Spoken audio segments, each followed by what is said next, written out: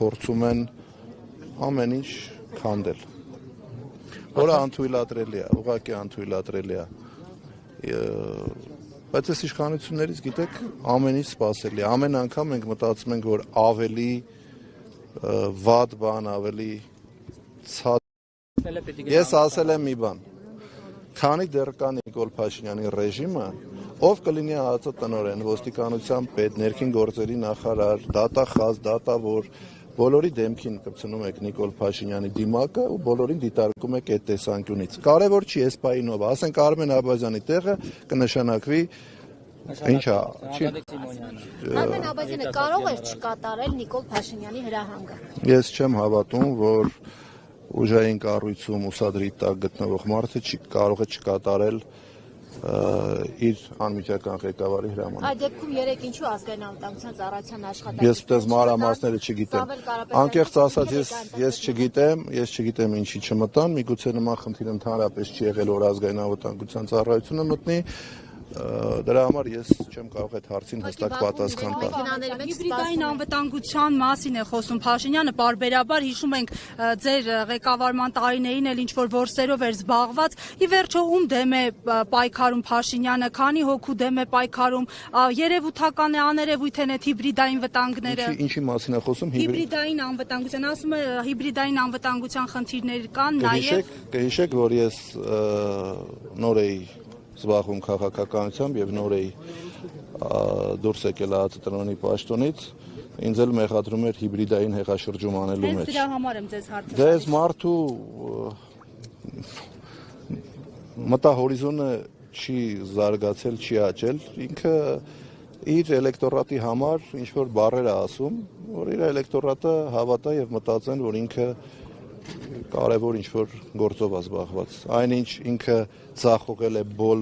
բոլոր ուղղությունները, առաջին հերթին ձախողել է մեր երկրի անվտանգությունը, կորցրել է մեր հայրենիքի արցախյան հատվածը, իր ղեկավարման տարիներին, իր անփառունակ ղեկավարման արդյունքում ունեցել ենք 4000 եւ ավել զոհ, եւ այսօր մեր հանրությունը լարված սպասում է, թե հերթական ինչ քայլը պետք է անի Նիկոլ Փաշինյանը մեր երկրի դեմ։ Իսկ ինչ պետք է անեն ընդդիմադիր ուժերը, նաև օրինակ դուք եւ ձեզ շրջապատող մարդիկ, որպեսզի կանխեք օրինակ Փաշինյանի այս գործընթացը մեկնարկած, որովհետեւ Փաշինյանը պնդում է, որ ամեն ինչ անում է պետության, պետականության համար եւ երկրի ներսում կան ուժեր, որոնք դրսին են ծառայում։ Ես քիչ առաջ խոսեցի, թե ինչեր է արել Փաշինյանը իր կառավարման տարիներին եւ նրա որևէ քայլ ուղղված չի պետության ուժեղացման համար։ Նրա բոլոր քայլերը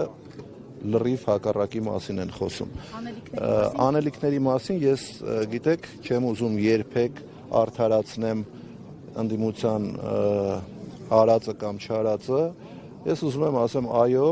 ցավոք սրտի ընդդիմությունը, այդ թվում եւ ես, չեն կարողացել մինչ օրս հասնենք Նիկոլ Փաշինյանին իշխանությունից հեռացնելուն։ Բայց ինչու, որովհետև Նիկոլ Փաշինյանը իշխանությունից թանկ ոչ մի բան չունի։ Մարդիկ ունեն տարբեր արժեքներ։ Նիկոլ Փաշինյանի ամենամեծ արժեքը դա իշխանությանը զավթած պահելն է եւ մնալն է։ Դուք էլ հայրենիքից թանկ ոչ մի բան չունեք, պարոն Վանեցյան, դուք ձեր ընկերները ընդդիմադիր այդպես եք հայտարարում, որ հայրենիքը ավելի թանկ է, քան ցանկացած պաշտոն, բայց չեք կարողանում դուք հայրենիքը պահել, բայց ինքը իշխանությունը կարողանում է պահել։ Որովհետև ինքը ունի իշխանական լծակներ եւ դուք նկատել եք, օրինակ Սամվել Կարապետյանին ինչի ձերբակալեց ձեր կարծիքով։ Սամվել Կարապետյանը մի հարցազրույց ա տվել եւ ասել է մի նախադասություն, որը ես վստահ եմ ցանկացած ազգությամբ հայ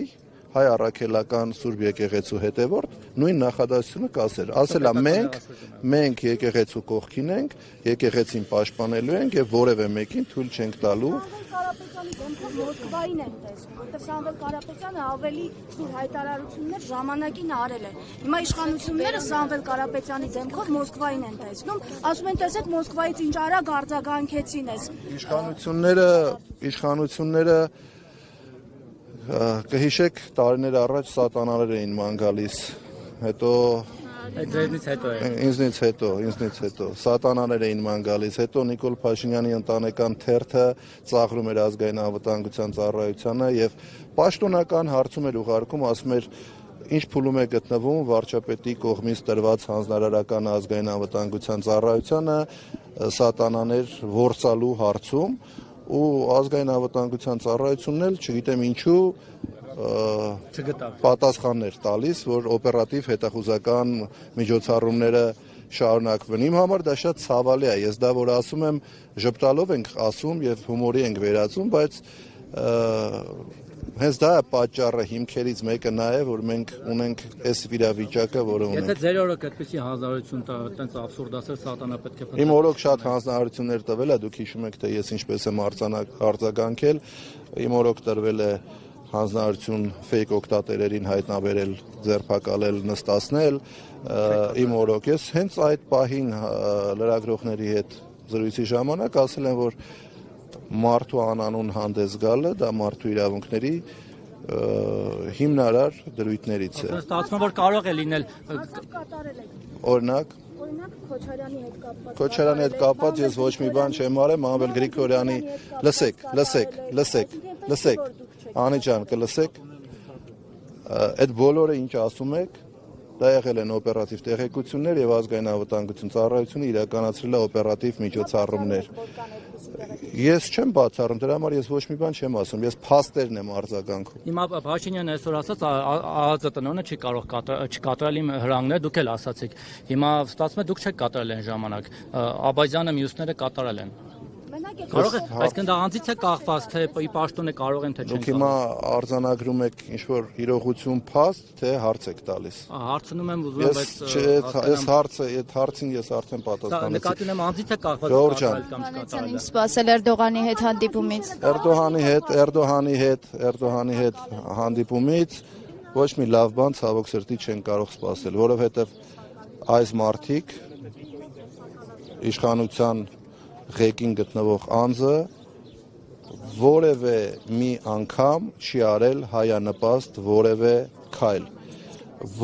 քայլ չի արել։ Ես չգիտեմ, ես մի կարծիք ունեմ, որ ինքը օրինակ ինչ պետք է անի 26 թվականի ընտրություններին, ինչպես պետք է ինքը քաղաքացիներից խնդրի, որ իրեն նորից ընտրեն։ Միակ տարբերակը հետևյալն է.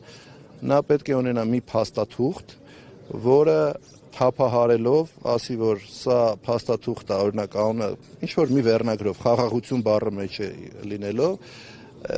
այդ վերնագրով փաստաթուղթը ձեռքը գալու է Հայաստան ու ասի ժողովուրդ խնդրում եմ ինձ քվե տվեք, որ ես գնամ խաղաղության պայմանագիրը կնքեմ, որովհետև այլ տարբերակ եւ այլ առաջարկ Նիկոլ Փաշինյանը ուղղակի չունի մեր հանրությանը ներկայացնելու։ Դա է լինելու եւ ես կարծում եմ սա պայմանավորված ինչ որ մի